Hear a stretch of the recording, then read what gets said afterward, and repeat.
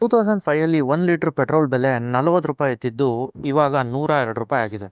ಮತ್ತೆ 1 ಲೀಟರ್ ಹಾಲಿನ ಬೆಲೆ 12 ರೂಪಾಯಿ ಇದ್ದಿದ್ದು ಇವಾಗ 50 ರೂಪಾಯಿ ಆಗಿದೆ. ಪ್ರತಿ ವರ್ಷ ಕೂಡ ಪ್ರತಿಯೊಂದು ವಸ್ತುವಿನ ಬೆಲೆ ಜಾಸ್ತಿ ಆಗ್ತಾನೆ ಇರುತ್ತೆ. ಇದನ್ನೇ ಇನ್ಫ್ಲೇಷನ್ ಅಂದ್ರೆ ಹಣದುಬ್ಬರ ಅಂತ ಕರೆಯೋದು. ಆನ್ ಅನ್ ಆವರೇಜ್ ಇಂಡಿಯಾದಲ್ಲಿ year on year 6% inflation rate ಇದೆ.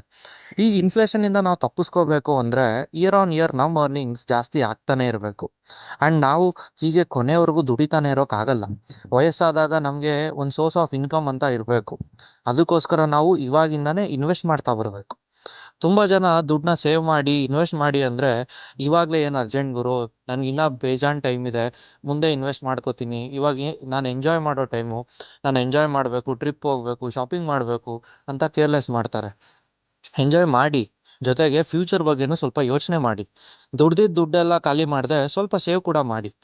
ನಿಜ ಹೇಳ್ತೀನಿ, ನೀವು ದುಡ್ಡು ಮಾಡಿಲ್ಲ ಅಂದರೆ, ನಿಮ್ಮ ಹತ್ರ ದುಡ್ಡು ಇಲ್ಲ ಅಂದರೆ ಬದುಕು ತುಂಬ ಕಷ್ಟ ಆಗುತ್ತೆ. ಈ ಇನ್ವೆಸ್ಟಿಂಗ್ ವೆಲ್ತ್ ಕ್ರಿಯೇಷನ್ ಅಂದರೆ ಸುಮಾರು ಜನಕ್ಕೆ ಗೊತ್ತಿರುತ್ತೆ, ಆದರೂ ಈಸಿಯಾಗಿ ಅರ್ಥ ಆಗೋಗಿ ಹೇಳ್ತೀನಿ. ನೀವು ದುಡ್ಡಿಗೋಸ್ಕರ ಕೆಲಸ ಮಾಡದೆ ದುಡ್ಡನ್ನ ನಿಮಗೋಸ್ಕರ ಕೆಲಸ ಮಾಡಿಸೋದೇ ಇನ್ವೆಸ್ಟ್ಮೆಂಟ್. ಇದು ಹೇಗೆ ಮಾಡೋದು, ಎಲ್ಲಿ ಇನ್ವೆಸ್ಟ್ ಮಾಡಬೇಕು, ಅದಕ್ಕೆ ರಿಟರ್ನ್ಸ್ ಎಷ್ಟು ಬರುತ್ತೆ, ರಿಸ್ಕ್ ಎಷ್ಟಿರುತ್ತೆ ಅಂತ ನೆಕ್ಸ್ಟ್ ವಿಡಿಯೋದಲ್ಲಿ ಹೇಳ್ತೀನಿ. Stay tune to fix your finance.